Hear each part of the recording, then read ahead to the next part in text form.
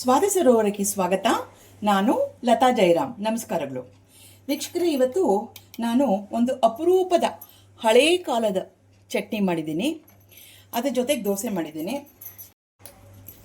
ಅದೇನೆಂದರೆ, ಹಳೇ ಕಾಲದ ಚಟ್ನಿ ಅಂದರೆ ಉದ್ದಿನಬೇಳೆ ಚಟ್ನಿ. ನಾವೆಲ್ಲ ಬೇರೆ ಬೇರೆ ಥರ ಚಟ್ನಿಗಳು ಮಾಡ್ಕೊಂಡಿದ್ದೀವಿ. ಹುರ್ಗಡ್ಲೆ ಚಟ್ನಿ, ಪುದೀನ ಚಟ್ನಿ, ಎಲ್ಲ ಥರ ಚಟ್ನಿ ಮಾಡಿದ್ದೀವಿ. ಇದೊಂದು ರೀತಿ ವಿಶಿಷ್ಟವಾದ ಚಟ್ನಿ. ಇದು ಹಳೆ ಕಾಲದ ಖಾದ್ಯ. ಭಾಳ ಜನ ಮರ್ತು ಬಿಟ್ಟಿರ್ಬೋದು. ಅದಕ್ಕೆ ಒಂದು ನೆನಪು ಮಾಡೋದಕ್ಕೋಸ್ಕರ ಈ ಚಟ್ನಿ ಮಾಡಿದ್ದೀನಿ.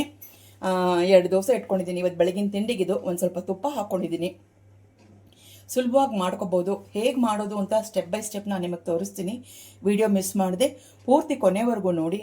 ಕೊನೆಗೆ ನೋಡಾದಮೇಲೆ ನಮ್ಮ ಚಾನಲ್ಗೆ ಸಬ್ಸ್ಕ್ರೈಬ್ ಮಾಡಿ, ಲೈಕ್ ಮಾಡಿ, ನಮಗೆ ಸಪೋರ್ಟ್ ಮಾಡಿ. ಈಗ ಉದ್ದಿನಬೇಳೆ ಚಟ್ನಿ ರುಚಿಕರವಾದ ಅಂತ ಹೇಳ್ಬೋದು. ನಾವು ರುಚಿಕರವಾದ, ಆರೋಗ್ಯಕರವಾದ ಉದ್ದಿನಬೇಳೆ ಚಟ್ನಿ ಮಾಡೋದು ನೋಡೋಣವಾ? ವಿಶಿಷ್ಟವಾದ ಉದ್ದಿನಬೇಳೆ ಚಟ್ನಿ ಮಾಡೋಕ್ಕೆ ನಾ ಬಾಣಲೆನಲ್ಲೇ 1 ಟೀ ಸ್ಪೂನಷ್ಟು ಎಣ್ಣೆ ತೊಗೊಂಡಿದ್ದೀನಿ. ಎಣ್ಣೆ ಕಾದಿದೆ. ಅದಕ್ಕೆ ಒಂದು ಸ್ವಲ್ಪ ಗಟ್ಟಿ ಹಿಂಗೆ ಹಾಕೋತಾ ಇದ್ದೀನಿ. ಹಿಂಗೆ ಚೆನ್ನಾಗಿ ಹುರಿದಿದೆ. ಇವಾಗ ನಾವು ಒಂದು 200 ಗ್ರಾಮಷ್ಟು ಉದ್ದಿನಬೇಳೆ ಹಾಕೋತಿದ್ದೀನಿ. ಈ ಉದ್ದಿನಬೇಳೆನ ಗಮ್ ಅಂತ ಪರಿಮಳ ಬರಬೇಕು, ಅಷ್ಟವರೆಗೂ ಹುರಿಯೋಣ. ಮತ್ತು ಸ್ವಲ್ಪ ಬಣ್ಣ ಬದಲಾಗಿ ಗೋಲ್ಡನ್ ಬ್ರೌನ್ ಕಲರ್ ಆಗಬೇಕು. ಉದ್ದಿನಬೇಳೆ ಘಮ ಘಮ ಅಂತ ಇದೆ. ಇವಾಗ ಇದಕ್ಕೆ ಮತ್ತು ಬಣ್ಣನೂ ಬದಲಾಗಿದೆ ನೋಡಿ. ಒಂದು 5 ಬ್ಯಾಡಗೆ ಮೆಣಸಿನ್ಕಾಯಿ ತೊಗೊಂಡಿದ್ದೀನಿ, ಉದ್ದುದ್ದಕ್ಕೆ ತೊಗೊಂಡಿದ್ದೀನಿ.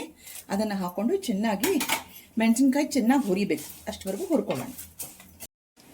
ಇವಾಗ ಒಂದು 10 ಹೆಸರು ಕರಿಬೇವು ಕ್ಲೀನಾಗಿ ತೊಳ್ಕೊಂಡು ಇಟ್ಕೊಂಡಿದ್ದೀನಿ. ಅದನ್ನು ಹಾಕಿ ಚೆನ್ನಾಗಿ ಹುರಿಯೋಣ. ಇವಾಗ ಒಂದು ನಿಂಬೆಹಣ್ಣು ಗಾತ್ರದಷ್ಟು ಹುಣಸೆ ಹಣ್ಣು ಕ್ಲೀನಾಗಿ ತೊಳೆದಿಟ್ಕೊಂಡಿದ್ದೀನಿ. ಅದನ್ನು ಹಾಕ್ಕೊಂಡು ಹುರಿದ್ಬಿಡೋಣ. ಮಿಶ್ರಣ ಎಲ್ಲ ಚೆನ್ನಾಗಿ ಹುರಿದಿದೆ. ಇವಾಗ ಇದನ್ನು ತೆಗೆದು ಒಂದು ಬೇರೆ ಪಾತ್ರೆಗೆ ಹಾಕೊಂಡ್ಬಿಟ್ಟು ಸ್ವಲ್ಪ ತಣ್ಣಗಾಗಕ್ಕೆ ಬಿಡೋಣ. ಇವಾಗ ಅದೇ ಪ್ಯಾನಿಗೆ ಒಂದು ಅರ್ಧ ಟೀ ಸ್ಪೂನಷ್ಟು ಎಣ್ಣೆ ಹಾಕ್ಕೊಂಡಿದ್ದೀನಿ. ಮತ್ತು ಒಂದು ಅರ್ಧ ಹೋಳಿನಷ್ಟು ತೆಂಗಿನಕಾಯಿ ಪೀಸ್ ಮಾಡಿ ಇಟ್ಕೊಂಡಿದ್ದೀನಿ. ಇದನ್ನು ಹಾಕಿ ಇವಾಗ ಚೆನ್ನಾಗಿ ಕಂದು ಬಣ್ಣ ಬರೋ ಹಾಗೆ ಹುರ್ಕೊಳ್ಳೋಣ. ತೆಂಗಿನಕಾಯಿಗೂ ಚೆನ್ನಾಗಿ ಹುರಿದಿದೆ. ಇವಾಗ ಇದನ್ನು ಒಂದು ಬೇರೆ ಪಾತ್ರೆಗೆ ತೆಗೆದಿಟ್ಕೊಂಡ್ಬಿಡೋಣ. ಆ ಬೇಳೆ ಮತ್ತು ತೆಂಗಿನಕಾಯಿ 2 ಆರಿದ ಮೇಲೆ 2 ಮಿಕ್ಸ್ ಮಾಡಿ ಮಿಕ್ಸರಲ್ಲಿ ಸ್ವಲ್ಪ ನೀರು ಹಾಕ್ಕೊಂಡು ಸ್ವಲ್ಪ ತರ್ತರಿಯಾಗಿ ರುಬ್ಕೊಳ್ಳೋಣ. ನೀವು ಗಮನಿಸಿರ್ಬೋದು, ಇದು ಕೂಡ no onion, no garlic recipe. ಈರುಳ್ಳಿ ಹಾಕಿಲ್ಲ, ಬೆಳ್ಳುಳ್ಳಿ ಹಾಕಿಲ್ಲ, ಏನು ಹಾಕದೆ ಮಾಡಿರೋ ಚಟ್ನಿ. ಬೇಳೆ ಮಿಶ್ರಣ ಪೂರ್ತಿ ಆರಿದೆ. ನಾನು ಮಿಕ್ಸರ್ ಜಾರಿಗೆ ಹಾಕ್ಕೊಂಡಿದ್ದೀನಿ. ಅದೇ ರೀತಿ ತೆಂಗಿನಕಾಯಿ ಪೀಸುಗಳು ಆರಿದೆ, ಅದನ್ನು ಹಾಕೊಂಡ್ಬಿಡ್ತೀನಿ. ಇದರ ಜೊತೆಗೆ ಬೆಲ್ಲ ಹಾಕೋತಿದ್ದೀನಿ. ಮತ್ತು ರುಚಿಗೆ ತಕ್ಕಷ್ಟು ಉಪ್ಪು ಕಡಿಮೆ ಆದರೂ ಪರವಾಗಿಲ್ಲ, ಮತ್ತು ಟೇಸ್ಟ್ ಮಾಡಿ ಹಾಕೋಬೋದು. ಜಾಸ್ತಿ ಹಾಕೊಳಕ್ಕೆ ಹೋಗ್ಬೇಡಿ. ನಾನು ಚುಟ್ಕಿ ಹಾಕೋತಾ ಇದ್ದೀನಿ ಅಷ್ಟೇ.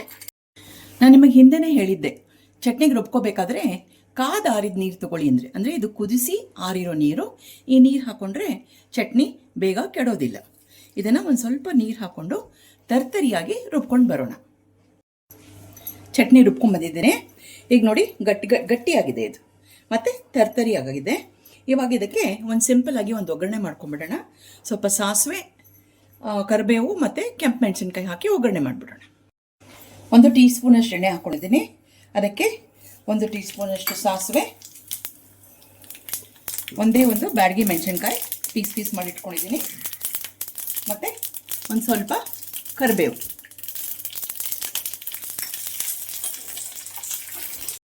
ಒಗ್ಗರಣೆ ಸಿದ್ಧವಾಗಿದೆ. ಮತ್ತು ಒಗ್ಗರಣೆ ಸ್ವಲ್ಪ ತಣ್ಣಗೂ ಆಗಿದೆ. ಯಾವಾಗಲೂ ಒಗ್ಗರಣೆ ಹಾಕಬೇಕಾದ್ರೆ ಚಟ್ನಿಗೆ ಸ್ವಲ್ಪ ತಣ್ಣಗಾದ್ಮೇಲೆ ಹಾಕಿ. ಈಗ ನಮ್ಮ ಉದ್ದಿನಬೇಳೆ ಚಟ್ನಿ ರೆಡಿ. ಎಲ್ಲ ಥರ ಚಟ್ನಿಗಳು ಮಾಡಿರ್ತೀವಿ ನಾವು. ಕಾಯಿ ಚಟ್ನಿ, ಈರುಳ್ಳಿ ಚಟ್ನಿ, ಟೊಮೆಟೊ ಚಟ್ನಿ, ಹುರ್ಗಡ್ಲೆ ಚಟ್ನಿ ಅಂತ. ಈ ಉದ್ದಿನ ಚಟ್ನಿನೂ ಭಾಳ ಆರೋಗ್ಯಕ್ಕೆ ಒಳ್ಳೆಯದು. ಯಾಕಂದರೆ ಇದರೊಳಗೆ ನಾರಿನಂಶ ತುಂಬ ಇದೆ, ಆಯಿತಾ. ಮತ್ತು ಅಷ್ಟೇ ಅಲ್ಲದೆ ಅದು ನಮ್ಮ ಜೀರ್ಣಶಕ್ತಿ ಹೆಚ್ಚಿಸುತ್ತೆ. ಇವತ್ತು ನಾನು ದೋಸೆ ಮಾಡಿದ್ದೀನಿ. ಸೊ ದೋಸೆ ಜೊತೆಗೆ ರೆಗ್ಯುಲರಾಗಿ ಅದೇ ಚಟ್ನಿ ಮಾಡೋ ಬದಲು ಬೇರೆ ಥರ ಚಟ್ನಿ ಸ್ವಲ್ಪ ವಿಶಿಷ್ಟವಾಗಿರಲಿ ಅಂತ ಹೇಳಿ ಇವತ್ತು ಈ ಉದ್ದಿನಬೇಳೆ ಚಟ್ನಿ ಮಾಡಿದ್ದೀನಿ. ಸುಲಭವಾಗಿ ಮಾಡ್ಕೋಬೋದು. ನೀವು ಎಲ್ಲ ಮನೇಲಿ ಮಾಡ್ಕೊಳ್ಳಿ. ಮತ್ತು ನಮ್ಮ ಸ್ವಾದ ಸರೋವರ ಚಾನಲ್ ಪೂರ್ತಿ ವಿಡಿಯೋನ ನೋಡಿ, ಲೈಕು, ಶೇರು, ಸಬ್ಸ್ಕ್ರೈಬ್ ಮಾಡಿ, ಬೆಲ್ ಐಕಾನ್ ಪ್ರೆಸ್ ಮಾಡಿ, ಆಲ್ ಅನ್ನೋ ಆಪ್ಷನ್ ಸೆಲೆಕ್ಟ್ ಮಾಡಿದ್ರೆ ನಾವು ಮಾಡೋ ಪ್ರತಿಯೊಂದು ಅಡುಗೆನೂ ನಿಮಗೆ ಬಂದು ತಲುಪತ್ತೆ. ಈಗ ದೋಸೆ ಜೊತೆಗೆ ಚಟ್ನಿ ಇಟ್ಟು ನೋಡೋಣ ಹೆಂಗೆ ಕಾಣುತ್ತೆ ಅಂತ.